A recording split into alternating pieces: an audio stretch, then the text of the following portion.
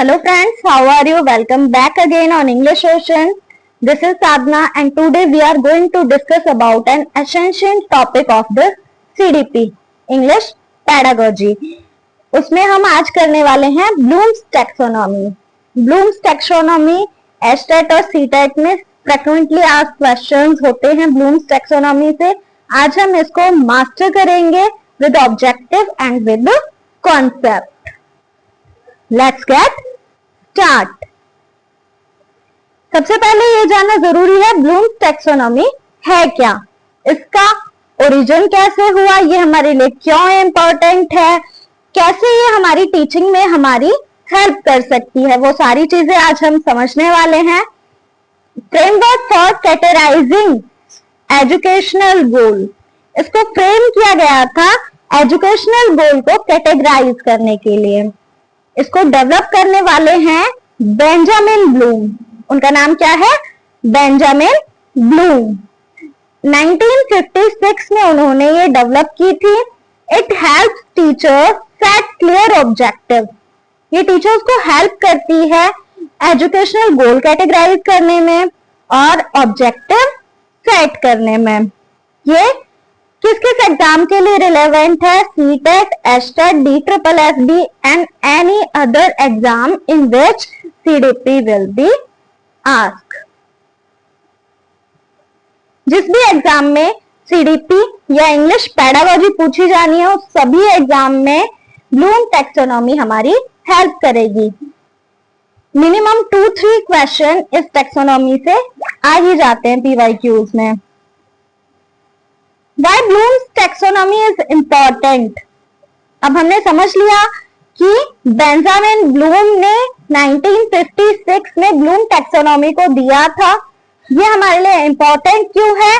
ये clear objective set करती है और एक टीचिंग गोल को फिक्स करती है. Create better lesson objective, design exam questions, plan effective assessment and boost student centre teaching.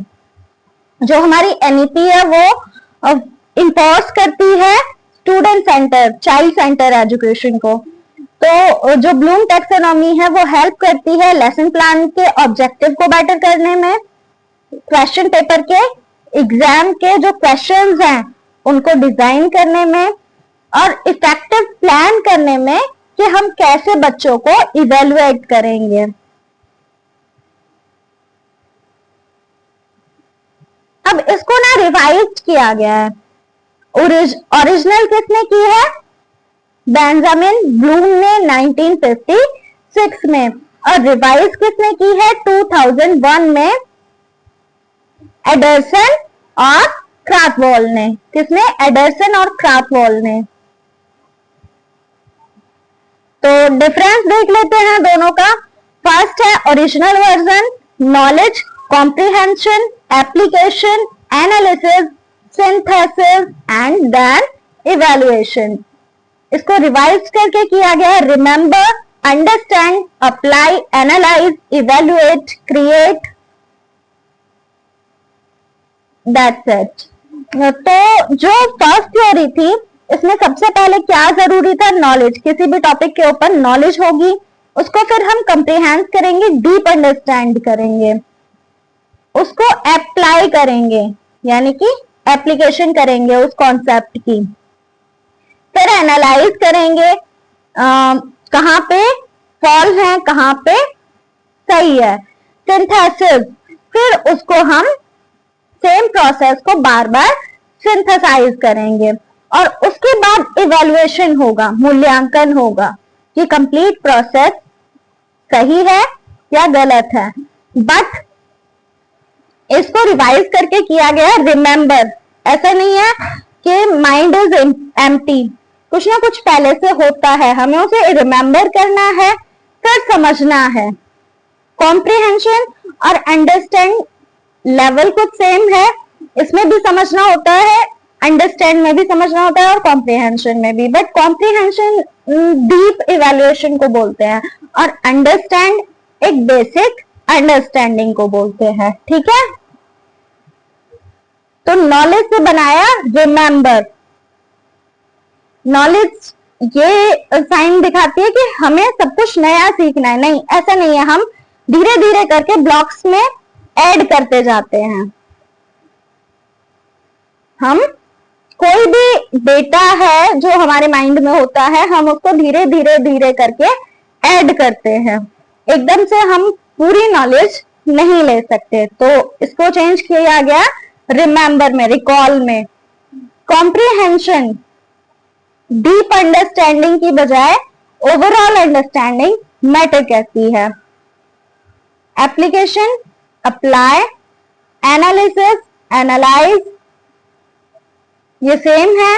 Synthesis, इसको हटा दिया गया, बार बार उसको रिकॉल करने की जरूरत नहीं है। इवैल्यूएशन सेम रहा, और लास्ट इन्होंने ऐड किया है इसमें create. It is the most important according to PYQs। जो रिवाइज थ्योरी थी उसमें क्रिएट ऐड करना उनका सबसे मेन पॉइंट है। क्यों? क्योंकि ओरिजिनल थ्योरी इवैल्यूएशन पे खत्म हो जाती है, मूल्यांकन हुआ, दैट्स इट। बट जो रिवाइज थ्योरी थी उसमें वो इवैल्यूएट करके न्यू प्रोडक्ट क्रिएट करते हैं। Creation is the we can say that creation is the identity of holistic development। बच्चे का जो holistic development होता है उसका साइन हमें कैसे पता चलता है? जब वो क्रिएटिव हो जाता है अपनी फील्ड में।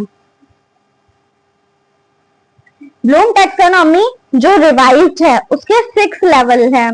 फर्स्ट इज रिमेंबर, फैक्ट्स को रिकॉल करना। Second is understand, explain ideas. Third is apply, यानी कि जो भी हमने चीजें याद की हैं, जो समझी हैं, उनको अप्लाई करना, यूज करना है उन्होंने इंफॉर्मेशन को। एनालाइज, अब जो हमने समझा है, जाना है, अप्लाई किया है, उसको पार्ट्स में ब्रेक करना, थोड़ा थोड़ा करके हमें समझना उस चीज को। इवेलुएट करना, हमें अपने डिसीजन को जस्टिफाई करना आना चाहिए। Last, create, make something new, उस नॉलेज को इकट्ठा करके कुछ नया क्रिएट करना। इसको याद करने के लिए एक ट्रिक है, रुपए EC, रुपए EC। R for remember, U for understand, A for apply, and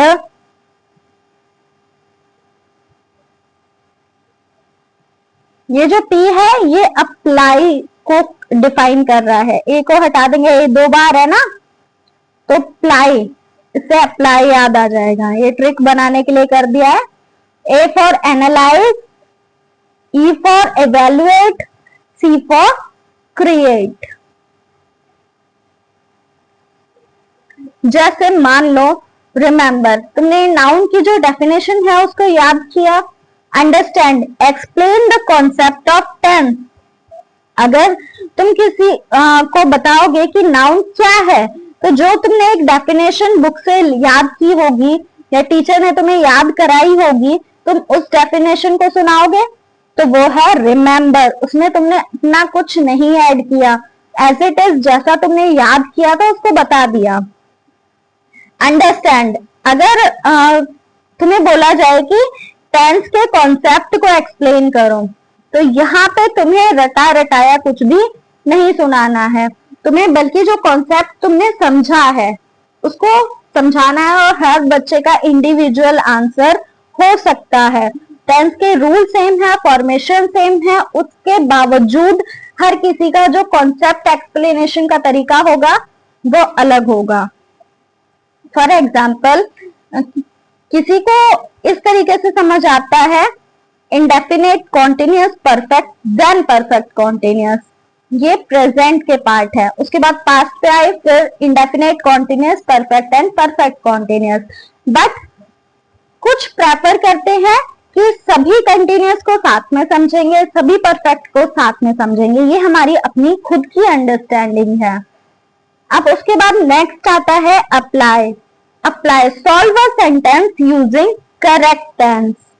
अब हमने टेंस के फॉर्मूला याद कर लिए, फॉर्मेशन हमको याद है, अब उसको अप्लाई करना भी उतना ही इंपॉर्टेंट है कि हम कैसे करेक्ट टेंस को यूज करते हुए एक सेंटेंस बना पाएंगे। अब एनालाइज का काम आता है, हमने याद किया, समझा, अप्लाई किया, उसके बाद एनालाइज करेंगे, कंपेयर करेंगे कि दोनों इंडेफिनेट है, प्रेजेंट भी इंडेफिनेट है, पास्ट भी इंडेफिनेट है, तो दोनों इंडेफिनेट में डिफरेंस क्या है।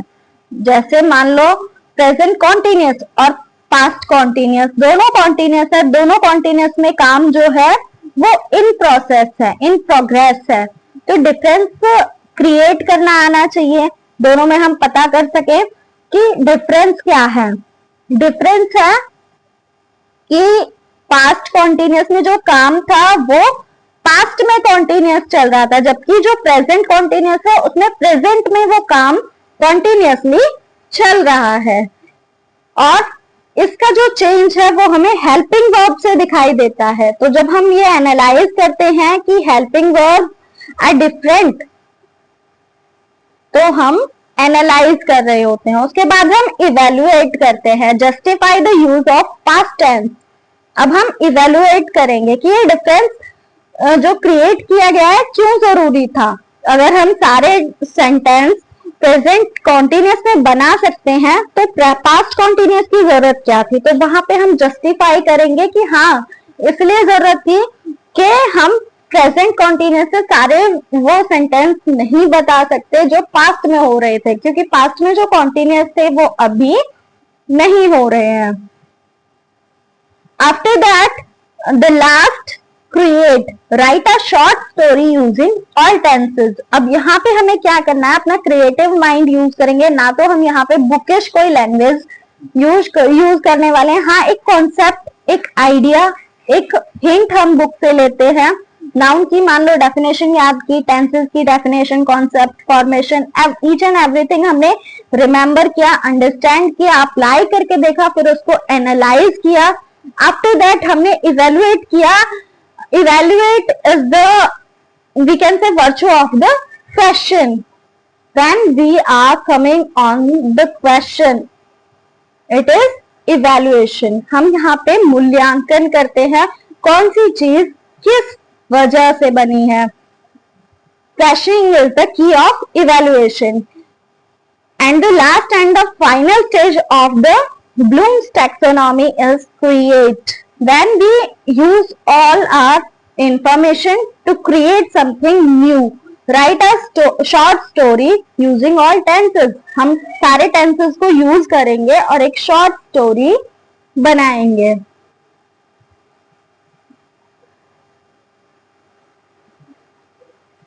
ओके, अब इसको याद करने के लिए एक्शन वर्ब्स यूज करेंगे। जैसे देखो मैं समझाती हूँ क्या करना है। हम टीचर्स हैं, हमने ब्लूम टैक्सोनॉमी पढ़ी, एस्टेट का पेपर दिया, उसके बाद हमें फाइनल जाके क्लास में बच्चों को ही पढ़ाना है। तो क्या हम बच्चों को बताएंगे कि ब्लूम टैक्सोनॉमी हम पढ़कर आए हैं, वही चीज हम आगे बताने वाले हैं? नहीं। हम जब टीजीटी की बात करते हैं तो 9th और 10th स्टैंडर्ड, इवन मैं कहूँ पीजीटी में भी 11th और 12th स्टैंडर्ड तक कहीं भी ब्लूम टैक्सोनॉमी बच्चों को नहीं पढ़ानी है। तो ये हमारे यूज किस लिए आनी है? जब भी हम क्वेश्चन पेपर बनाते हैं, जब भी हम इवेल्युएशन के लिए एफए या एसए के क्वेश्चंस डिसाइड करेंगे, वो किसके अकॉर्डिंग करेंगे? ब्लूम्स टैक्सोनॉमी के अकॉर्डिंग, चाइल्ड सेंटर एजुकेशन के अकॉर्डिंग। ये जो सारी सीडीपी है, जो भी इंग्लिश पेडागोजी है, इसके अकॉर्डिंग हम टीचिंग मेथड डिसाइड करते हैं। फॉर एग्जाम्पल जैसे रिमेंबर है, ये हमें सिखाता है कि हम सॉरी रिमेंबर जो है वो हमें सिखाता है कि हम चीजों को कैसे डिफाइन करें कि बच्चे याद कर सके, कैसे बच्चों को रिकॉल कराना है। हमें रूट लर्निंग तो करानी नहीं है, रूट लर्निंग हमें क्या कराना है? रिकॉल कराना है, एक नया वे ढूंढना है, लिस्ट के थ्रू डिफाइन करके, रिकॉल करके, आइडेंटिफाई करके, ताकि बच्चे उसको रिमेंबर रख पाए। अंडरस्टैंड, कैसे हम बच्चों को अंडरस्टैंड कराएं अपने कॉन्सेप्ट? एक्सप्लेन करके, समराइज करके, इंटरप्रेट करके। ठीक है, तो ये हमें हेल्प करती है टीचिंग करने के लिए। हमें बच्चों को ब्लूम टैक्सोनॉमी नहीं सिखानी है, बल्कि हमें खुद सीख के इसको अप्लाई करना है टीचिंग के लिए। अब अप्लाई यानी कि हम कोई भी एक टॉपिक जब बच्चे को समझाएंगे तो उसको किस तरीके से हम यूज करेंगे, डेमोन्स्ट्रेट करेंगे, सॉल्व करेंगे। एनालाइज, इसमें हम सीखते हैं कि कैसे डिफरेंशिएट करेंगे, कंपेयर करेंगे, ऑर्गेनाइज करेंगे। मान लो एक बच्चा क्वेश्चन करता है what is the difference between adverb and adjective. मान लो उसने क्वेश्चन पूछ लिया, तो हम उस सिचुएशन में किस तरीके से डिफरेंशिएट करेंगे, कंपेयर करेंगे और ऑर्गेनाइज करेंगे चीजों को, कि हम उसको समझा पाए कि दोनों मॉडिफायर्स हैं। वो समझता है कि एडजेक्टिव और एडवर्ब दोनों मॉडिफायर हैं, पर डिफरेंस क्या है कि एडजेक्टिव मॉडिफाई करता है नाउन और प्रोनाउन को, जबकि एडवर्ब मॉडिफाई कर सकता है वर्ब को। मॉडिफाई करना उसका मेन काम है, बट वो साथ ही वो मॉडिफाई कर सकता है दूसरी एडवर्ब को और एडजेक्टिव को भी। क्लियर? अगर डिटेल में ये वाला टॉपिक देखना है तो एंड स्क्रीन पे मिल जाएगा। उसके बाद नेक्स्ट आता है इवेलुएट। इसमें हम आर्ग्यू, जस्टिफाई और डिफेंड करेंगे। यानी कि किसी भी टॉपिक पे अगर कोई आर्ग्यू आता है तो उसको जस्टिफाई करना आना चाहिए, डिफेंड करना आना चाहिए। जब तक कॉन्सेप्ट क्लियर नहीं होगा ये चीजें नहीं हो पाएंगी। Create, design, compose and construct. जब तक हमारे अंदर एक क्रिएटिविटी नहीं होगी, पढ़ाने के लिए भी एक क्रिएटिविटी लेवल चाहिए होता है, किस तरीके से चीजों को प्रेजेंट किया जाए ताकि वो मोर अंडरस्टैंडेबल हो, इजी हो, ऑर्गेनाइज्ड हो। क्लियर? अब बात आती है, हमने समझ लिया ब्लूम टैक्सोनॉमी टीचिंग में कैसे इंपॉर्टेंट है। अब समझेंगे सीटर और एस्टेट में इसके क्वेश्चन किस तरीके से आते हैं।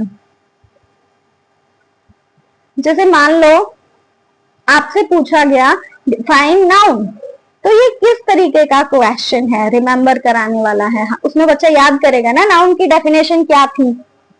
उसके बाद अगर हम कहें ask to write a story, अगर बच्चे को कहा जाए कि एक स्टोरी लिखो, तो वो जब स्टोरी लिखेगा ये एक क्रिएट वाले क्वेश्चन का एग्जाम्पल है, यानी कि क्रिएशन का एग्जाम्पल है।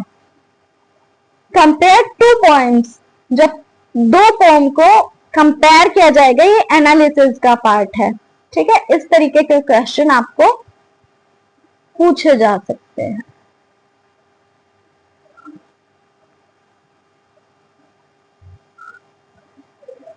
एक छोटा सा रिकैप। ठीक है, देखो मेन इसमें याद करने वाला यही है, जिसकी मैंने आपको ट्रिक दे दी है। रू पे ईसी, ठीक है, इसको समझ लेना। अगर आप समझोगे तो इजी रहेगा। पहले कोई भी चीज याद की जाएगी, फिर उसको समझा जाएगा, फिर उसको अप्लाई किया जाएगा, फिर उसके बाद हम एनालाइज करेंगे, कंपेयर करेंगे, इवेलुएट करेंगे, आफ्टर दैट क्रिएट करेंगे। क्लियर?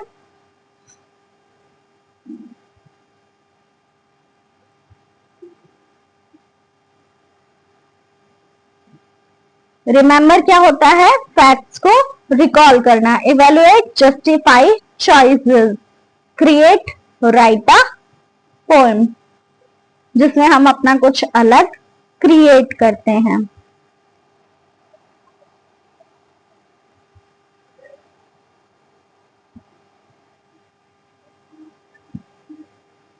जो ब्लूम टैक्सोनॉमी है ये हमारे लिए इंपॉर्टेंट क्यों है? क्योंकि ये फाउंडेशन देती है टीचिंग और लर्निंग का, हमें हेल्प करती है कि हमें लेसन प्लान कैसे बनाने हैं, और ये ना सिर्फ स्टूडेंट बल्कि टीचर्स के लिए भी एज वेल इम्पोर्टेंट है, क्योंकि स्टूडेंट को ये सिखाती है कि सीखना कैसे, और टीचर्स को सिखाती है कि क्वेश्चन किस तरीके से पूछने हैं। क्वेश्चनिंग स्किल ये इंप्रूव कराती है. Teaching without objective is like travel without map.